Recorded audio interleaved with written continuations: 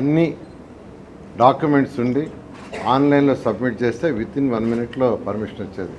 తర్వాత ప్రాక్టికల్గా రియల్గా కింద గ్రౌండ్లో ఏం జరుగుతుంది, వాళ్ళ ఇబ్బందులు ఏందనేది అటు టౌన్ ప్లానింగ్ డైరెక్టర్ గారు ఉజ్వలత గారు, నేను అటు విశాఖపట్నంలో లాంగ్ పెండింగ్ ఉన్న కేసులను పిలవటం, వాళ్ళతో డిస్కస్ చేసాం. పాలకొల్లు చేసాం, మచిలీపట్నం చేసాం, నెల్లూరులో చేసాం. ఇట్లా అనేక మున్సిపాలిటీస్లో లాంగ్ పెండింగ్ లేఅవుట్స్ కావచ్చు, బిల్డింగ్ అప్రూవల్ కావచ్చు, వాళ్ళతో డిస్కస్ చేసి వాళ్ళ సమస్యలకు సొల్యూషన్స్ కొన్ని చేసాం. పర్మిషన్స్ లిబరలైజ్ చేసాం, లేఅవుట్స్ చేసాం. 5 అంతస్తుల లోపల ఉండే బిల్డింగ్లు కూడా మరొక 2 రోజుల్లో లిబరలైజ్ చేయబోతున్నాం. అయితే ఈ నేపథ్యంలో ఇన్ని రూల్స్ రెగ్యులేషన్స్ లిబరలైజ్ చేసిన తర్వాత కట్టుకునే వాళ్ళు సిస్టమేటిక్గా కట్టాలి. ఏ పర్మిషన్ అయితే తీసుకుంటారో దానికే కట్టాలా. నేను అందరినీ రిక్వెస్ట్ చేస్తున్నా, రాష్ట్రంలో ఉన్న 123 మున్సిపాలిటీస్లో కానీ అర్బన్ అథారిటీస్లో కానీ ఏదైతే మీరు పర్మిషన్ తీసుకుంటారో దాని ప్రకారం కట్టండి. రూల్స్ రెగ్యులేషన్స్ చాలా లిబరలైజ్ చేసాం. తర్వాత ప్రతి వారం ఆల్మోస్ట్ నేను నెల్లూరు వస్తున్నాను, 2 రోజులు ఉంటున్నాను. వచ్చినప్పుడు టౌన్ ప్లానింగ్ డైరెక్టర్ని వాళ్ళ టీం అందరిని రమ్మంటున్నా. వాళ్ళని వచ్చి ఏదైతే షార్ట్ ఫాల్స్ అధికారులు వేస్తారో వాళ్ళని పిలిపించి వాళ్ళతో డిస్కస్ చేయమంటున్నా. షార్ట్ ఫాల్ వేశారు కదా, మీరు ఎందుకు ఫిల్ చేయలేదు, మీకున్న ఇబ్బందులు ఏందనేది. ఈరోజు కూడా టౌన్ ప్లానింగ్ డైరెక్టర్ గారు ఉజ్వలత గారు వాళ్ళ టీం వచ్చారు. 30 మందిని పిలిచారు.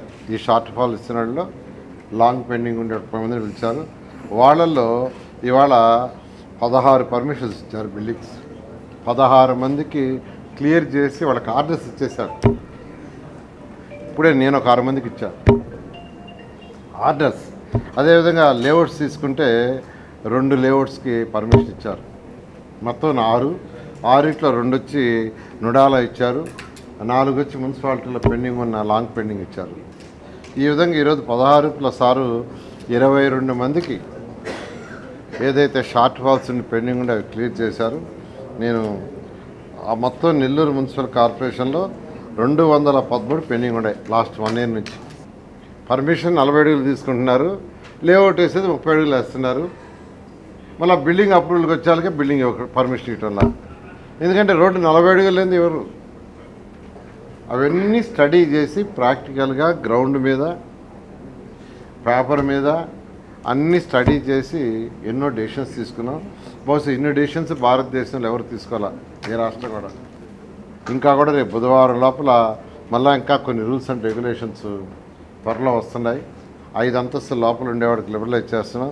నేను అందరిని రిక్వెస్ట్ చేసేది ఒకటే, ఇన్ని రూల్స్ అండ్ రెగ్యులేషన్స్ లిబరలైజ్ చేసిన తర్వాత మీరు ఇంకా డీవియేషన్ చేసి కడుతున్నారంటే మీకే ఇబ్బంది. ఒక అధికారి పర్మిషన్ ఇచ్చేస్తాడు, మళ్ళీ ఇంకో అధికారి వచ్చినప్పుడు మళ్ళీ ఇబ్బంది పెడతాడు, మళ్ళీ ఇంకో అధికారి వస్తే ఇబ్బంది పెడతాడు. ఒక నాయకుడికి పర్మిషన్ ఇస్తాడు, ఇంకొక నాయకుడు వచ్చినప్పుడు మళ్ళీ ఇబ్బంది పెడతారు. అందువల్ల దయించి రాష్ట్రంలో ఉన్న 123 మున్సిపాలిటీస్లో ఏదైతే రూల్స్ అండ్ రెగ్యులేషన్స్ ఉన్నాయో ఆ రూల్స్ అండ్ రెగ్యులేషన్స్ లిబరలైజ్ చేసాం. దాని ప్రకారం పర్మిషన్ అప్లై చేసి మీరు బిల్డింగ్లు కట్టుకోండి, లేఅవుట్ చేసుకోవాల్సిందిగా చేస్తూ రాష్ట్ర అభివృద్ధికి తోడ్పడండి. ఈరోజు లేఅవుట్లో 40 అడుగులు సార్ మేము కోర్టులో పెట్టుకుంటున్నాం. ఇటుపక్క ఒక పక్క 10%, 12% స్థలం కానివ్వండి. ఈయన ఎలా చేయాలంటే దాన్ని తగ్గించి దాదాపు 30 అడుగులు చేయడం తగ్గింది. అదే రకంగా ఈ అనేక రకంగా చేశాడు ఈరోజు. అంటే రోజు మున్సిపల్ ఆఫీస్ తిరగకుండా అపార్ట్మెంట్లకు కానీ బిల్డింగ్లు కానీ వాళ్ళే ఇచ్చేటట్టు, వాళ్ళ ఇంజనీర్లు ఇచ్చేటట్టు చేయటం, ఇది కూడా మంచి పరిణామాలు ఈనాడు. ప్రతిసారి కార్పొరేషన్ రావటం, ఇటు నుడా వాళ్ళు కానివ్వండి కార్పొరేషన్ సిబ్బందిని కానీ ఇద్దరు కనుక్కొని ఏ పెండింగ్ ఉన్నాయి. అందులో ఎప్పుడు కూడా విజయవాడ నుంచి ఒక ఆఫీసర్, ఈసారి డిటిసిపి మేడం గారు ఎప్పుడు కూడా ఇక్కడికి వస్తుంటారు. ఎప్పుడు కూడా విజయవాడ నుంచి ఇక్కడ పిలిపించి కూర్చోబెట్టినటువంటి దాఖలు లేవు. అంటే అంతమంది మంత్రులకు వాళ్ళతో పరిచయాలు లేవో, చేయాలని చెప్పి దృక్పథం లేదేమో నాకు తెలియదు. అటువంటిది ఈరోజు ప్రతి విషయంలో ఒక్క చిన్న విషయం చెప్పి నేను ఆపేస్తాను.